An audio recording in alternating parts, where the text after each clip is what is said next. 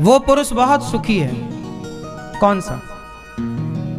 बताओ, सुखी पुरुष की पहचान क्या है? कौन सा पुरुष सुखी है? आप बताओ भैया,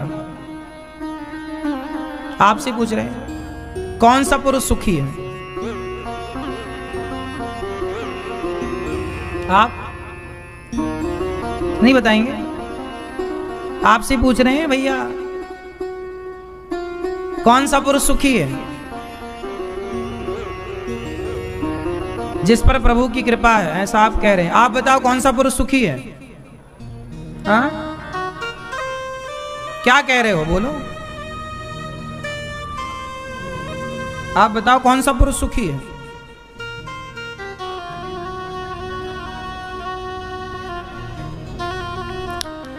इस धरती में वो पुरुष सुखी है, उससे सुखी कोई नहीं, ना राजा ना महाराजा ना कोई।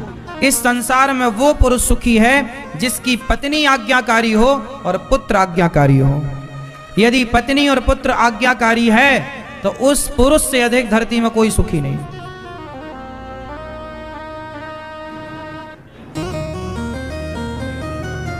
हाँ, तो बेटी आज्ञाकारी हो, संतान आज्ञाकारी हो, पुत्री आज्ञाकारी हो।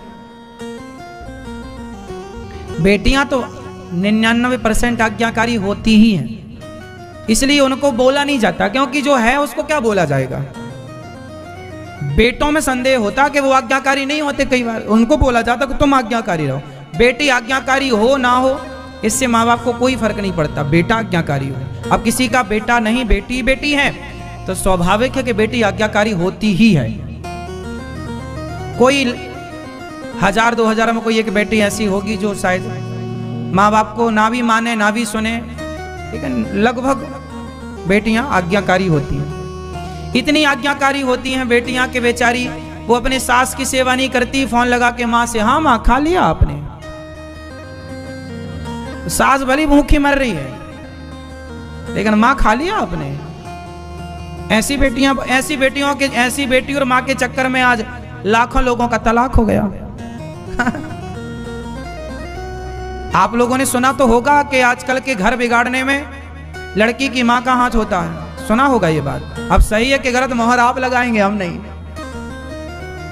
तो आजकल मां और बेटी का तो इतना प्यार है कि वो पति से तलाक लेके मां के पास बैठी रहती है।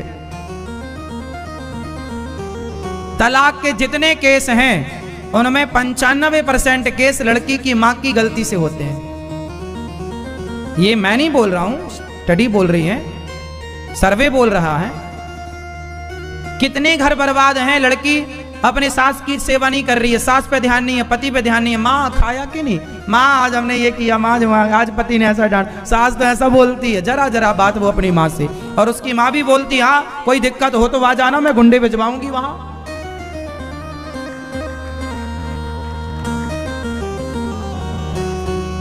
जो नहीं करते वो अच्छे। हमने क्या बोला, 95% बेटियां अपने माँ के कहने पर चलती हैं, और जो चलती हैं उनका घर बर्बाद होता है। और जो समझदार बेटियां हैं वो अपने ससुराल को लेकर, दोनों को लेकर चलना है। आपका पति, आपकी सास भी आपसे खुश रहे, और जरूरत पड़ने पर आपकी माँ और आपका पिता भी आपसे खुश रहे, उसका भी ख्याल रखो। ये बैलेंस बना के चलने वाली स्त्रियां समझदार होती हैं। एक पलड़े पर रहने वाली स्त्रियां ना वो यहां सुखी रह पाती हैं ना वो वहां।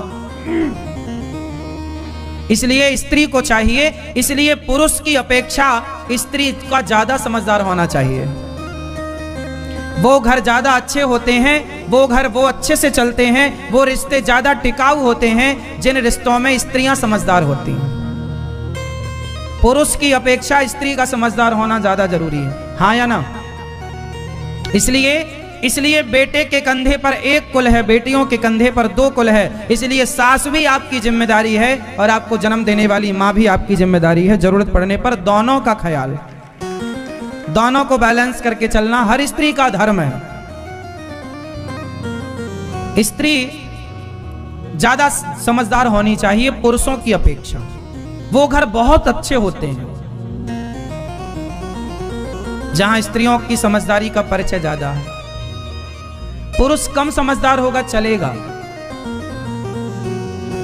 आप ज्यादा, क्योंकि आप पर 2 कुल है, पुरुष का तो एक ही है।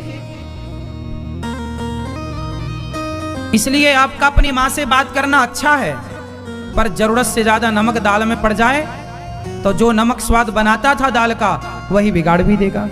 हर चीज की मात्रा है। ससुराल में रह करके आप अपनी माँ से बात करो, क्या बात करनी है, कितनी बात करनी है, उचित। अब वो आपका ससुराल, आपका घर है, आप वहां की बहू हैं, वहां की जिम्मेदारियां आपका पहला धर्म है। और माँ को भी अपनी बेटी से मोह कम कर लेना चाहिए यदि तुम अपनी बेटी का भविष्य ठीक ठीक देखना चाहती हो तो। आशा करता हूँ कि यह धार्मिक शिक्षाप्रद कथा आप लोगों को अवश्य पसंद आई होगी।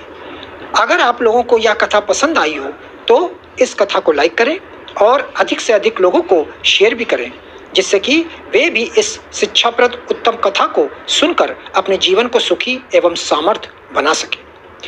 मित्रों, अगर अभी तक आप लोगों ने हमारे चैनल को सब्सक्राइब नहीं किया है तो तुरंत सब्सक्राइब कर लें, जिससे कि नोटिफिकेशन के माध्यम से आप लोगों को हमारे नए नए वीडियोस, शिक्षाप्रद कथाएं तुरंत प्राप्त हो सके और आप उसको सुन करके अपने जीवन को सुखी बना सके।